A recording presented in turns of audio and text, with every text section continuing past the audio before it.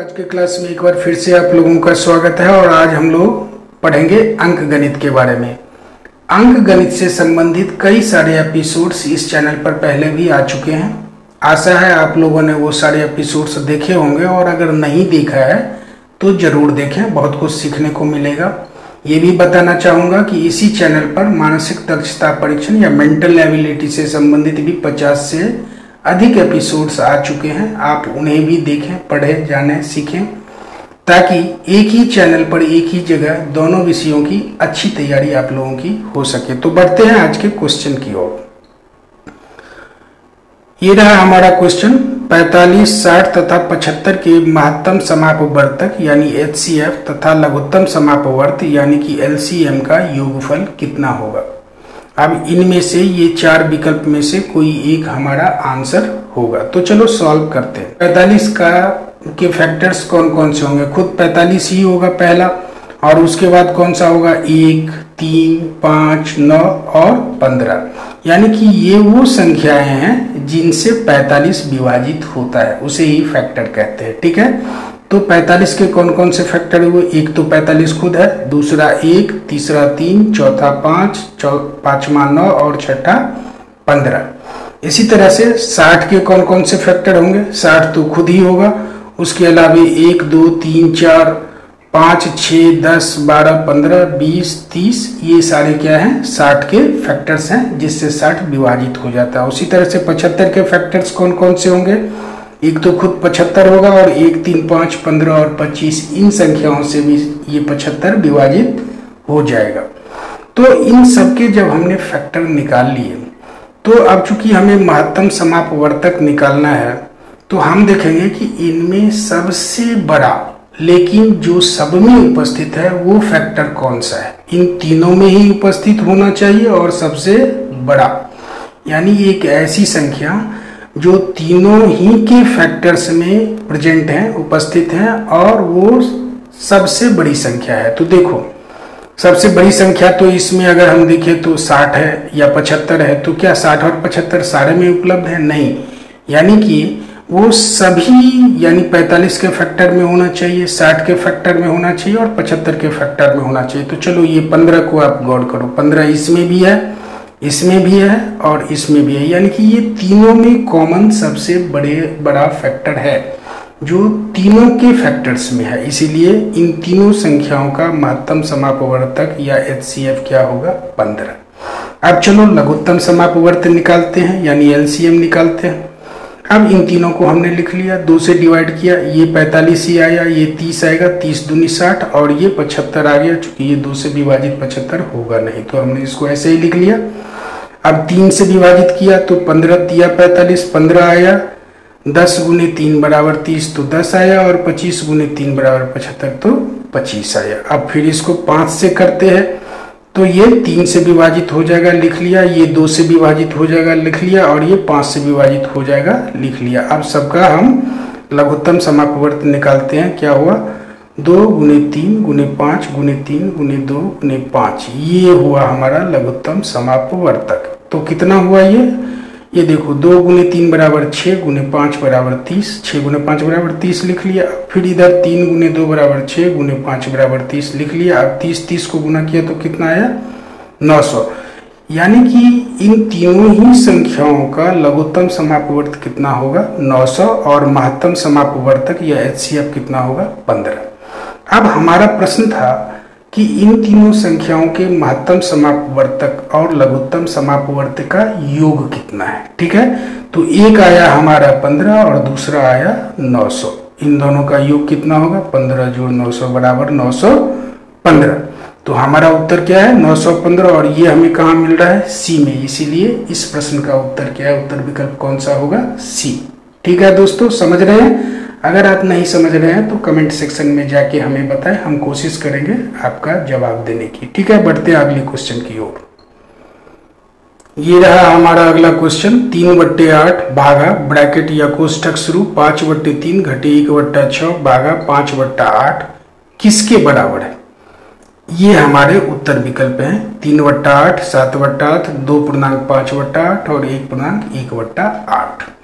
चलो इसको हम पहले हल करते हैं। हमने लिख लिया 3/8 भागा ब्रैकेट शुरू 5/3 घटे 1/6 ब्रैकेट बंद जोड़ 5/8। आप लोगों को पता है कि इस तरह के व्यंजकों को हल करने में बॉडमास वाला फॉर्मूला लागू करते हैं, यानी कि सबसे पहले हम लोग किसकी क्रिया करते हैं, ब्रैकेट की। तो लिख लिया 3/8 भागा, तो यहाँ लिख लिया भागा। अब ब्रैकेट की क्रिया करते हैं, 3 और 6 का हमने क्या किया, एलसीएम लिया, तो वो आएगा आपका 6। अब 3 से 6 में भाग दिया 2 और 2 को 5 से गुना किया 10, तो आ गया 10। अब 6 से 6 में भाग दिया तो 1 और 1 को 1 से गुना किया तो 1, तो हमने लिख लिया 10 घटे 1/6। और यहाँ जोड़ 5/8 है तो लिख दिया 5/8। यानी अब क्या समीकरण आ गया, 3/8 भागा 10 घटे 1/6 जोड़ 5/8। अब 10 घटे 1/6 का मतलब क्या हुआ, 9/6, यानी कि 3/8 भागा 9/6 जोड़ 5/8। ये समीकरण आपको अभी तक मिला। अब फिर क्या है कि अब हम किसकी क्रिया करेंगे, भागा की। जोड़ से पहले किसकी क्रिया करेंगे, भागा की, बॉडमास रूल के तहत।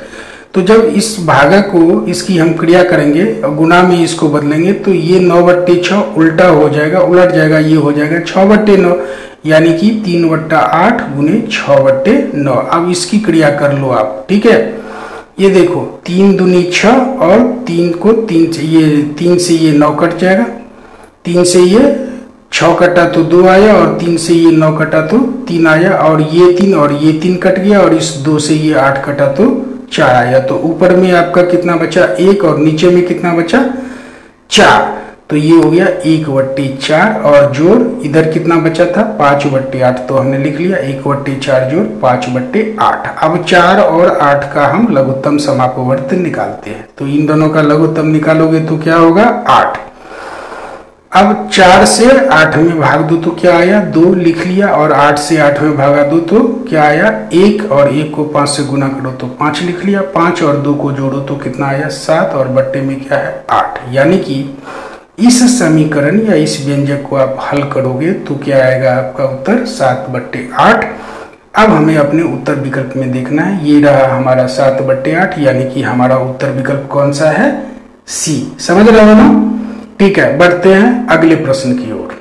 ये रहा हमारा अगला प्रश्न, यदि 15 घटे 15 भागा 15 गुने 6 बराबर x हो तो x का मान है। यानी कि इस समीकरण को हमें हल करना होगा x के लिए, तो x का मान इसमें से कौन सा होगा, 6, 9, 0 या 84। अब चलो इसको हल करते हैं। फॉर्मूला वही बॉडमास वाला रखना है। तो सबसे पहले हम क्या करेंगे, इसमें इसको ऐसे ही हमने लिख लिया 15 घटे 15 भागा 15 गुने 6 बराबर x, ठीक है। अब सबसे पहले हम इसमें से किसकी क्रिया करेंगे, ना तो घटा की करेंगे ना गुणा की करेंगे, सबसे पहले भाग की करेंगे। तो 15 में 15 से भाग दोगे तो क्या आएगा, 1। तो हमने लिख लिया 15 घटे और इससे हमें भाग देने के बाद मिला 1, तो लिख लिया 1 और ये गुने 6। अब भागा के बाद आप कौन सी क्रिया करोगे, गुणा। तो 1 गुने 6 बराबर आया 6, तो 15 में से हमने क्या किया, 6 को घटा लिया। 15 में से 6 घटाओगे तो कितना आएगा, 9। यानी कि ये x किसके बराबर है, 9 के बराबर। यानी इस समीकरण में x का मान है 9, और जो हमारे उत्तर विकल्प किस में है, सी में। तो हमारा उत्तर क्या हुआ, सी। बढ़ते हैं अगले प्रश्न की ओर।